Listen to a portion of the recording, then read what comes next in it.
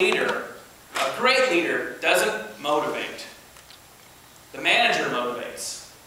The great leader inspires people. There's all kinds of people like, I'm a leader, and they look behind them and there isn't a single person following. I've worked for some of them. I stayed as far away I could because they really weren't leaders. Maybe okay in management. A leader is not afraid to make a mistake.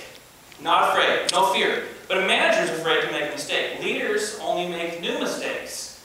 See, there's a difference. A leader doesn't think just black, white.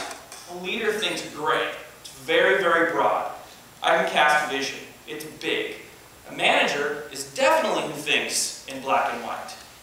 And if you don't understand those differences within the, your own store, you're going to be thinking, what's really wrong? Well, what might be really wrong is there's no leadership whatsoever in the store.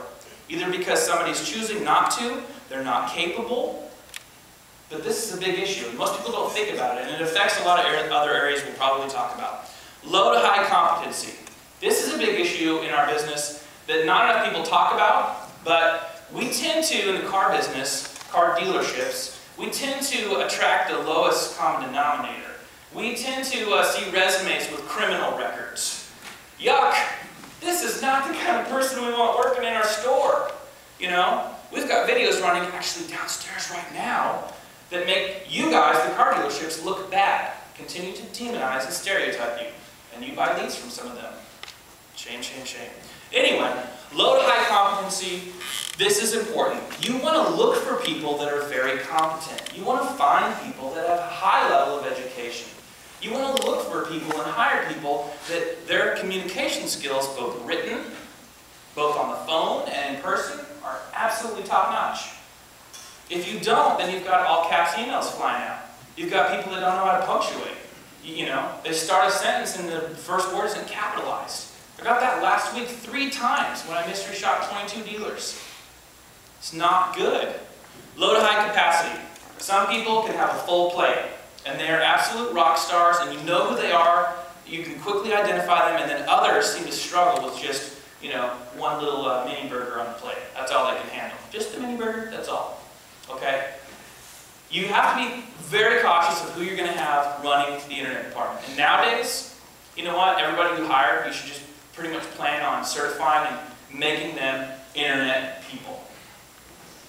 98% or something like that, all searches for anything starts on like Google or Yahoo.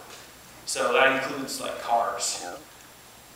You got to really factor in the fact that the majority of your customers come from the internet. That's the main point. It doesn't matter if it's 98% or 72% or what J.D. Power says or Pulp or whoever. The point is it's a minority of people that you could actually call a traditional walk-in buyer. Important to know that distinction.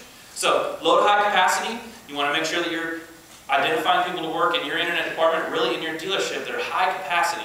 Strengths versus weaknesses. How many of you have ever interviewed somebody? You can raise your hand if you've ever had an interview. Or if you've ever gone to an interview. Okay, so I've got everybody in the room now, great. So here's the deal. You go to a job interview and you're going to say, well, what's my weaknesses? What do you think your weaknesses are? And how many times have you ever heard or have you done this yourself? Well, you know what, my weakness is, I care too much. Or you say, my weakness is, my standards are just too high. That's my weakness. Or I work too hard. I'm an overachiever. We have this great way of making our weaknesses sound like strengths, when not so much. That's because most people, in my opinion, I don't think we understand how to identify what's a strength and what's a weakness. Okay? Most people say, well, my strengths are what I'm good at. I would say no. How many of you are good at something and you hate doing it? What do you call that? Good answer, Karen. It's a good one. And we won't tell everyone where you work. So here's the deal. You all do some things, I do some things that we don't like doing. We can't call them strengths. But I'll tell you this, a strength, an activity that when you finish it, strengthens you, that's a strength. But an activity that weakens you after doing it, that you wish you didn't have to do, even if you're good at it, it's a weakness.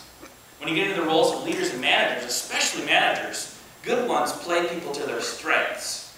what sense does it make to take someone who is fledgling? They cannot handle what you want them to do in the internet department, and you keep forcing them into administrative duties and all types of management that they can't get. Incompetent? They're not capable? So, think about that. Recognition and compensation. Okay. Sometimes, if you're really good as a manager, and even as a leader, of recognizing that highly creative person, of recognizing the person that brings in all the new ideas about what you're going to do with specials, because I'm sure you all have 100% specials on your websites all the time. You recognize people, and guess what? You might actually slow down the next time they're going to knock on the door for a raise, because oftentimes people end up keeping the door in and out of the dealership going because they never get any recognition. There's never any acknowledgement for what they bring to the store. And then beyond that, then you get into compensation, where still way too many people that are working in internet departments are solely compensated based on commission for cars sold. Nothing else. This is a danger zone because most of these people, at least the ones that you expect to manage in some way, are also laden with the responsibilities of managing several vendor relationships, having the login and passwords to several tools. They're the ones that are supposed to have all the information about what's going on with blogs now, what's going on with social networks, and what does Google say about this. And this person has a tremendous amount of responsibility, not to mention all of that they need to manage, but they also have to sell cars. In the middle, they're actually the people that you don't recognize. They never get the pat on the back.